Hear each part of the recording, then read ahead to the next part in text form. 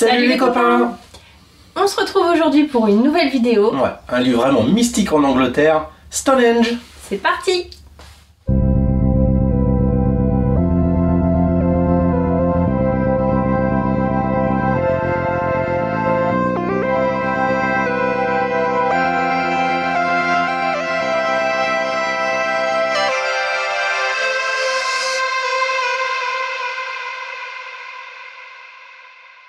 Ah oui, au fait, on espère que vous allez toujours bien et que vous avez passé de bonnes fêtes. Et nous voici partis pour une nouvelle année et nous on continue la diffusion de notre road trip en Angleterre. Et donc pour cette partie, ça sera Stonehenge, ce lieu mythique sur le fait que, qu'on ne sait pas. Parce qu'il y a des légendes, des mythes, des histoires. Il y a plein de contes et légendes, de mythes, mais rien n'est moins sûr. Et concrètement, on ne sait pas trop. Alors du coup on s'est dit, bah non, on va y aller pour voir ça de nos propres yeux. Et ouais, voir l'effet que Stonehenge va avoir sur nous. Ouais.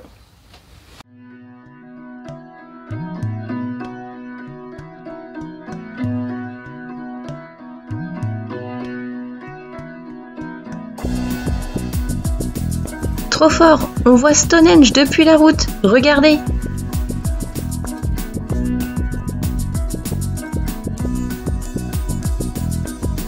À peine arrivé, les conditions étant optimales, on envoie Zazou faire du repérage.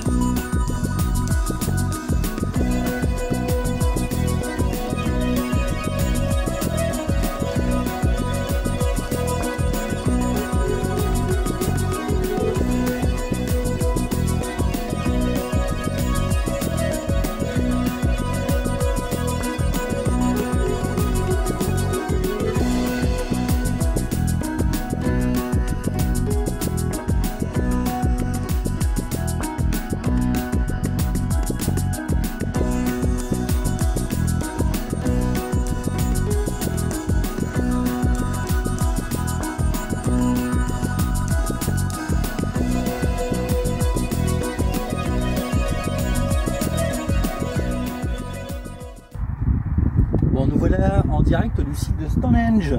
Donc un site que je voulais voir depuis très longtemps. Donc là c'est plutôt cool, il n'y a pas grand monde, on est en fin de journée, il fait très beau. Et là on a Stonehenge. Alors Stonehenge, on aime à croire que ça a un petit côté arthurien, Merlin, tout ça. Bah, apparemment pas du tout. Ce qui me plaît aussi, c'est que ça a un côté très mystique, un peu celtique, tout ça. On ne sait pas trop comment c'est arrivé, comment les pierres ont été déplacées. C'est intéressant et intriguant.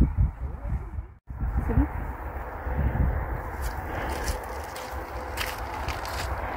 Vous avez vu? La classe, hein. Ce soir, on dort à Stonehenge.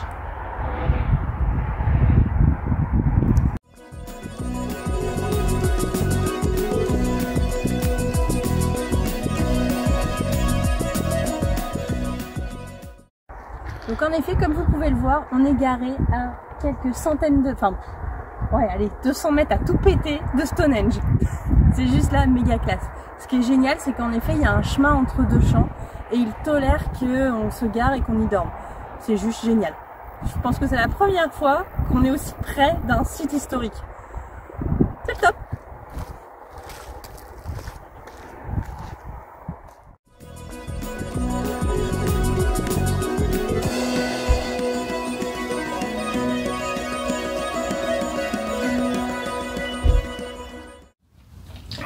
Comme vous avez pu le voir, c'est assez délirant. Dès qu'on arrive sur la nationale, on peut voir le signe de Stonehenge. D'ailleurs, il n'y a pas si longtemps que ça, on a vu un reportage sur cette fameuse nationale qui met en pétard plus d'un druide tellement elle est fréquentée. Et oui, car aussi en Angleterre, il existe toujours des druides, des dignes descendants de Merlin qui sont toujours là à Stonehenge. D'ailleurs, si vous voulez en voir, vous venez pendant le solstice d'été. Et là, il y a un grand rassemblement où il y a énormément de druides qui viennent faire leur pèlerinage. Donc ce qui est sympa au solstice d'été, c'est qu'en fait le lieu de Stonehenge est gratuit. Et donc vous pouvez même rentrer à l'intérieur du cercle de pierre. Pour quand le soleil va se coucher, soit on a un alignement avec certaines pierres, tout ça, bon, c'est pas trop. Mais bon, c'est gratuit et ça a l'air d'être vraiment génial. Seul petit bémol, ça doit être bourré de monde, mais déjà, quand on y était, il y avait déjà pas mal de monde, mais là au solstice, je crois que c'est des milliers de personnes sur le site au même moment. Le solstice d'été a pour particularité de voir le soleil se coucher dans l'alignement d'une des arches de Stonehenge. Alors, quand on arrive sur le site de Stonehenge, et ben là où on s'installe, déjà c'est un parking gratuit. Donc c'est carrément au top. Et en plus on est à une centaine de mètres de l'entrée du site. Et encore mieux, et ben en fait on arrive à voir de notre fourgon du coup le site de Stonehenge. J'ai juste à ouvrir la porte du fourgon et quand je fais mes petits plats à manger, et ben j'ai vu sur Stonehenge. Ça c'est carrément génial. Autre truc sympa, c'est que juste à côté de l'entrée officielle du site de Stonehenge, il y a un petit chemin qui est gratuit, si vous voulez pas payer pour aller voir Stonehenge, qui passe juste à côté de Stonehenge. Donc ça se fait très bien, c'est très facile d'accès, et en plus on a quand même une belle vue sur Stonehenge. D'ailleurs ce petit sentier, on en a profité un max, on l'a usé en long, en large, en travers, à n'importe quelle heure, c'était vraiment au top.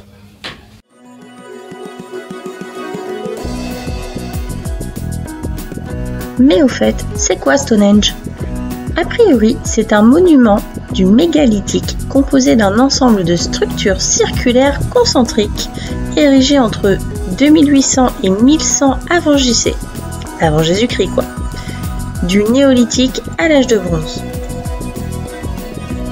Stonehenge servait entre autres de centre de culte aux ancêtres et peut-être aussi de lieu de sépulture. Mais le principal mystère de Stonehenge, c'est comment a-t-il été érigé? Comment ont-ils réussi à embarquer ces grosses pierres qui viennent de centaines de kilomètres plus loin pour venir les mettre ici les unes sur les autres?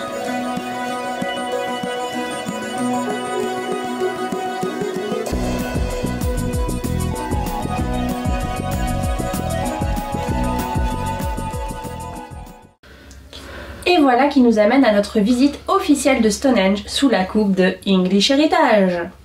Qu'est-ce donc que cela d'ailleurs? Alors, on va faire une petite parenthèse là-dessus, car lorsque vous irez au Royaume-Uni pour faire des visites, vous aurez très souvent affaire soit à English Heritage, soit à National Trust, ou voire même d'autres organismes. Je m'explique. En Angleterre, 90% des monuments historiques sont gérés par ces deux organismes, donc soit English Heritage, soit National Trust. Ils se partagent, on va dire que English Heritage c'est plus les sites historiques et National Trust les sites naturels. Il y a certains sites qui sont gratuits, d'autres qui sont payants. Il y a aussi des sites gratuits avec parking payant et aussi des parkings gratuits. Mais bon, c'est tout un micmac et c'est la surprise, bonne ou moins bonne. Lorsque vous allez sur le site internet de ces deux organismes, vous voyez leurs tarifs. Selon la durée de votre voyage, ça peut être pour un mois, un an, ça dépend. Nous on a regardé et concrètement, c'était pas hyper intéressant pour nous. C'est-à-dire que à la fin du voyage, on a fait notre calcul et finalement, par rapport à ce que nous on a souhaité visiter, on ne serait pas rentré dans nos frais en prenant l'abonnement d'un an. Donc c'est à vous d'aller sur leur site, voir ce qui vous intéresse, le prix des visites qui vous intéressent, car il va y en avoir à 5 livres, à 15 livres, à 25 livres, ça dépend vraiment de ce que vous avez envie de visiter. Et si bien sûr pour vous ça peut être intéressant, n'hésitez pas à vous abonner, c'est quand même ça. Enfin, si vous êtes un féru d'histoire, ça peut être très intéressant. Bon, par contre, le petit bémol de ces organismes, c'est qu'ils sont valables en Angleterre, il y a quelques sites au-delà de ça, mais majoritairement quand vous passez au Pays de Galles, en Écosse, eh bien ce sont d'autres organismes qui prennent en charge les monuments. Donc limite, il faut s'abonner à plusieurs trucs. Enfin bon, ça dépend de votre voyage et vos envies, mais faites un bon calcul. Allez, trêve de blabla. Si vous avez des questions à ce sujet, surtout, n'hésitez pas, on se retrouve en commentaire. Maintenant, nous, on va s'attaquer au site de Stonehenge. C'était pas donné, je vais vous mettre le prix en descriptif de la vidéo. Je crois que c'était une vingtaine de livres, je sais plus, c'était 21 je crois. Et attention, il y a une différence si vous prenez sur place ou en ligne. C'était moins cher en ligne et moins cher de 4-5 livres. Pas négligeable. Alors, le site se décompose en deux parties. Vous avez donc le site avec le monument Stonehenge en plein milieu des champs, là où nous on était stationnés. Et un peu plus haut, il y a la billetterie, le magasin de souvenirs gigantissime à toutes les sauces, et une exposition sur l'histoire de Stonehenge, donc qui est plutôt sympa à faire. Et après, vous avez la possibilité d'aller on va dire de ce site officiel au monument. Vous pouvez y aller soit à pied, soit en bus. Il y a un bon quart d'heure de marche à pied et selon la météo, le bus est le bienvenu. Allez, maintenant c'est parti pour la visite officielle de Stonehenge.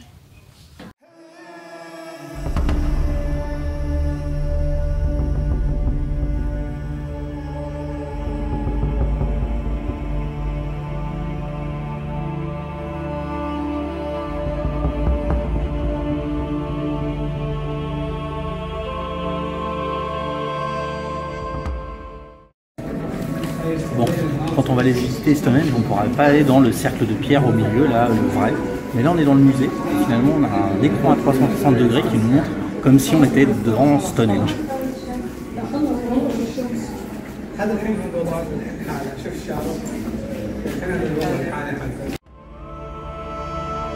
Cette expo vous montre comment Stonehenge a évolué au fur et à mesure du temps.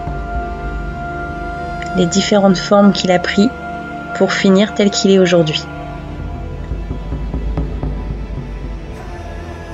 Il est aussi présenté la façon dont Stonehenge est visité au fur et à mesure des années. Il y a des photographies qui représentent différentes époques et différentes façons de se rendre à Stonehenge.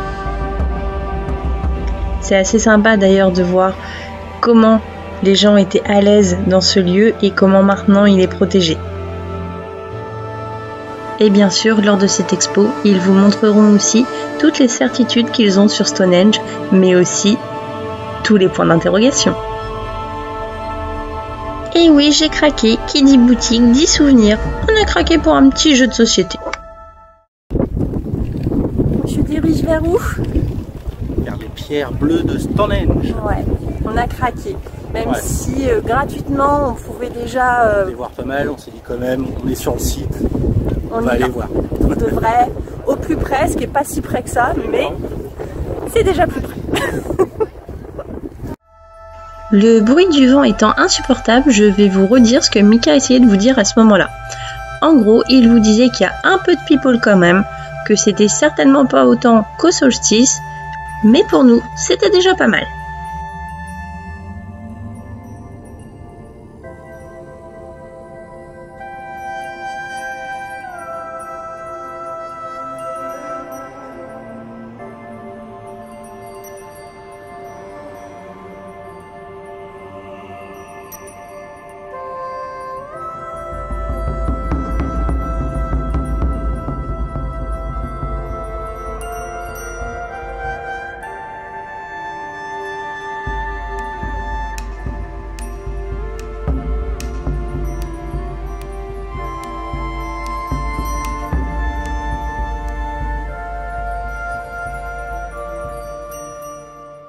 Ça y est, voilà, près de Stonehenge. On est à peine 10 mètres.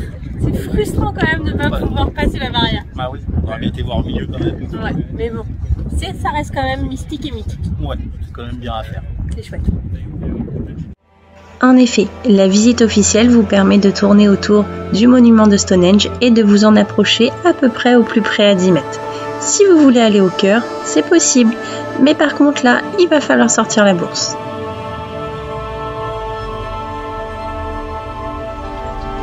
Ah oui, aussi, pendant votre visite, il ne faut pas vous étonner. Il y a des personnes qui vouent un culte à Stonehenge et des fois ça peut un peu surprendre.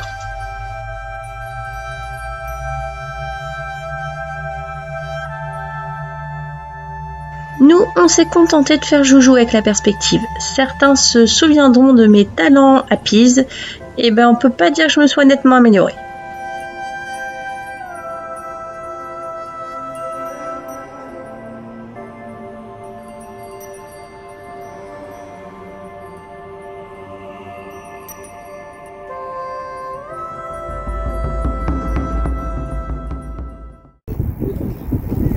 Payant. Pas payant. C'est quand même ouf, hein. Et nous voilà de retour à Alfred, toujours baigné dans le mysticisme de Stonehenge, avec cette belle vue et ce beau coucher de soleil.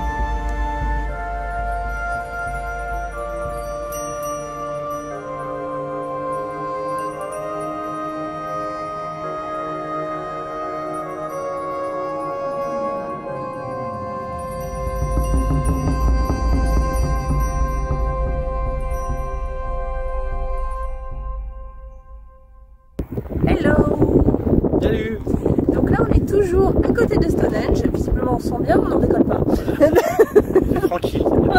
C'est apaisant.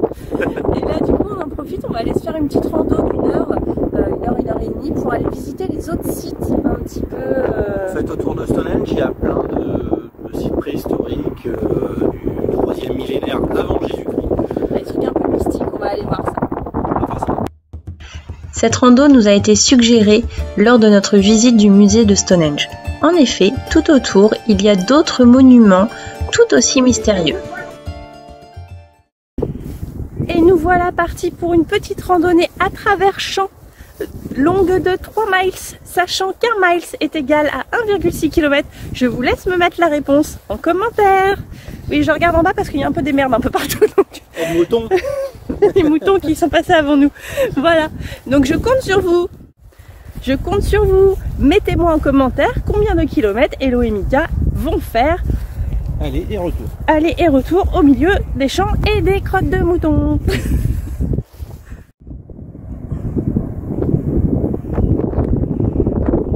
Allez, go le baby.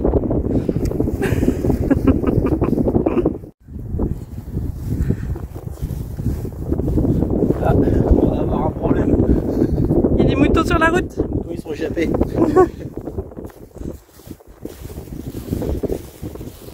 Vous êtes un coup de première fois, alors vous pouvez plus rentrer.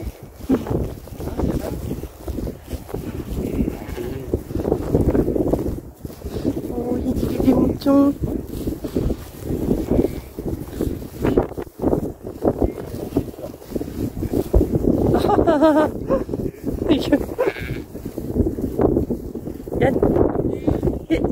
Il est con, il tape dans la clôture. Tu t'es pas sauté toi? C'est sauté un mouton.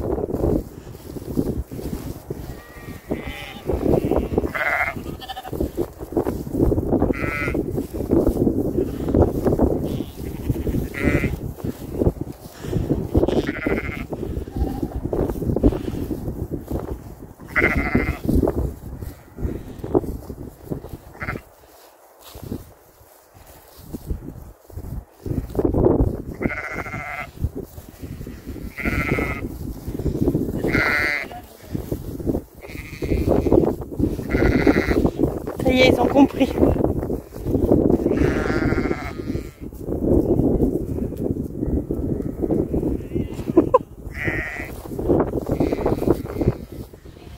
Je vous vois venir, il faut pas aller embêter les animaux dans les champs.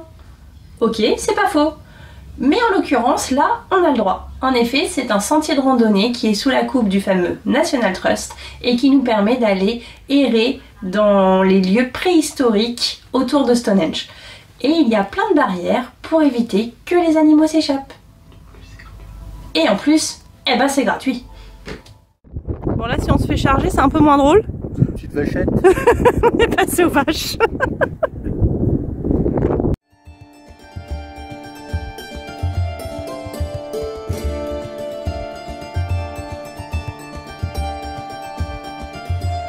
Première étape de la randonnée, le King Barrow Ridge. Un ensemble de petites buttes de terre, a priori des lieux de sépulture. Mais on n'en est franchement pas certain du tout.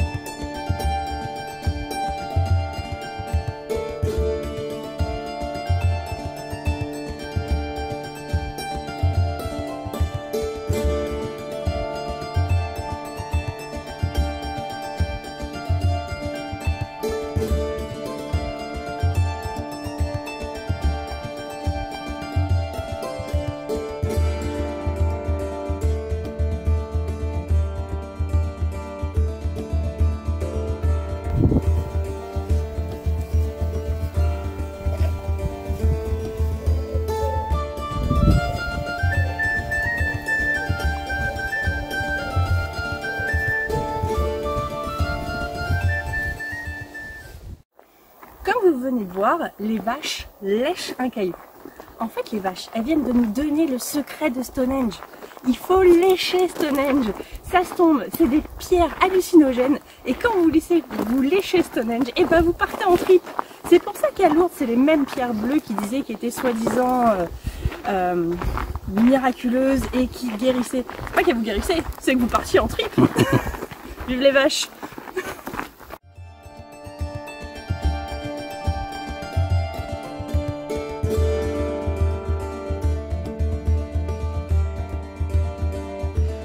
et nous voici au Stonehenge Cursus and Long Barrow.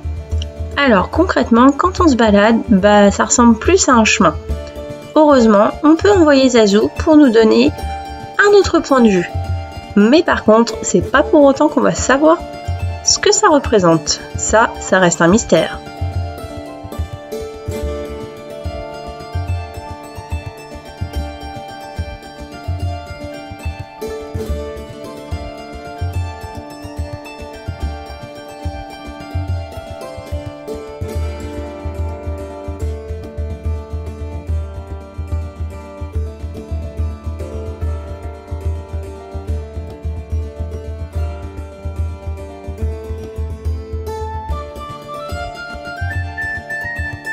Descends. Monter c'est facile, maintenant ça glisse un peu.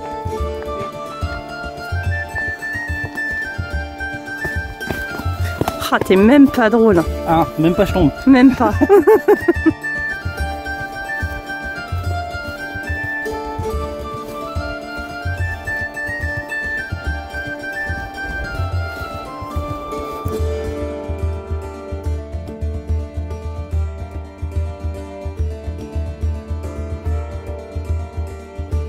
Tout aussi mystérieux que Stonehenge, nous voici arrivés à Woodhenge. Une version de Stonehenge mais avec des rondins de bois. Enfin ça, c'était au départ.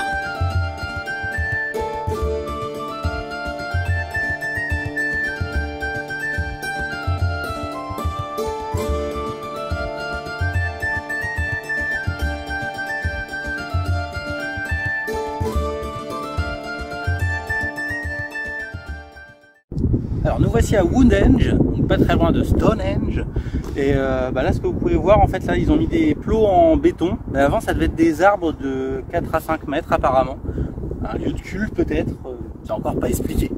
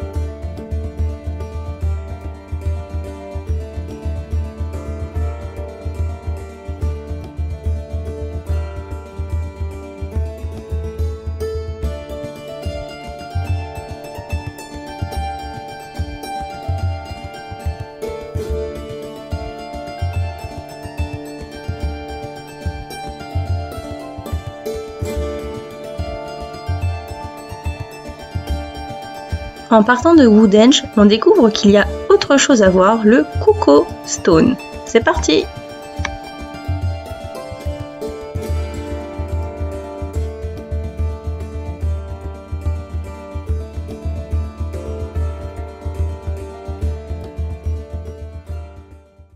Alors nous voici devant la Cuckoo Stone. Je sais pas trop encore ce que c'est, on va voir. Une grosse pierre. Une grosse pierre en plein milieu des champs. Voilà.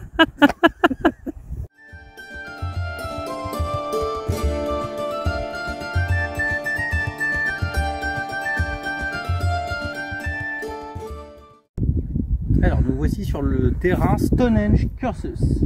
C'est long, c'est grand. On sait aussi pas trop ce que c'est. Et là, il y a Stonehenge. Voilà. Au-dessus encore, tout là-bas, il y a Alfred. Donc on est encore pour un peu de route là.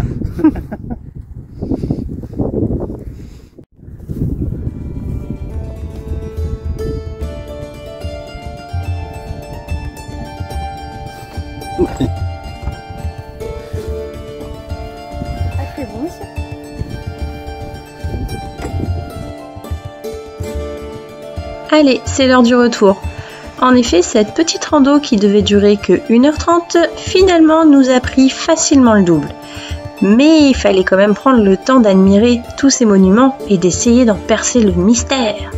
Bon, ok, on n'est pas plus avancé, mais c'était sympathique.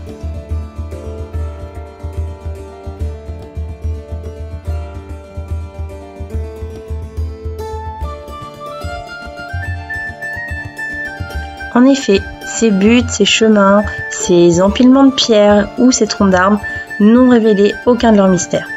Aucun historien n'est vraiment capable de déterminer leur raison d'être. Mais finalement, est-ce que c'est pas ça qui rend tout ce petit périple si intéressant? En tout cas, nous on a été carrément séduits par la magie de Stonehenge et compagnie.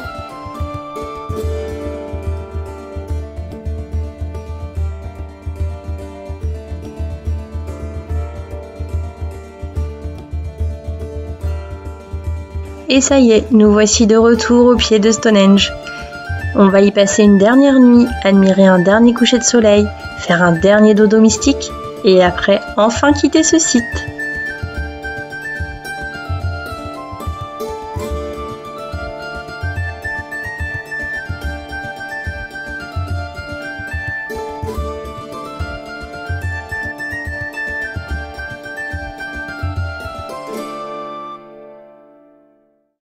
Donc, cette étape anglaise a vraiment été idyllique pour nous. Ça, on a vraiment apprécié, quoi. On a surkiffé Stonehenge. Vraiment, là, on était baignés dans Stonehenge. Je pense vraiment le privilège de pouvoir être à une centaine de mètres stationné. Ouais, c'était vraiment génial. Tellement génial qu'on est resté 4 jours au lieu de 2. Ouais. Alors, il n'y a pas que Stonehenge. Tout autour de Stonehenge aussi, il y a plein de sites historiques à voir, une grande rando. Bah, la rando qu'on a fait finalement était très plaisante aussi. Et on a du coup fait connaissance avec vos premiers moutons anglais. Il y a plein de petits moutons. Et croyez-moi, c'est pas les derniers. C'est pas les derniers, non. Voilà, c'est tout pour aujourd'hui. On espère que cette vidéo vous a plu.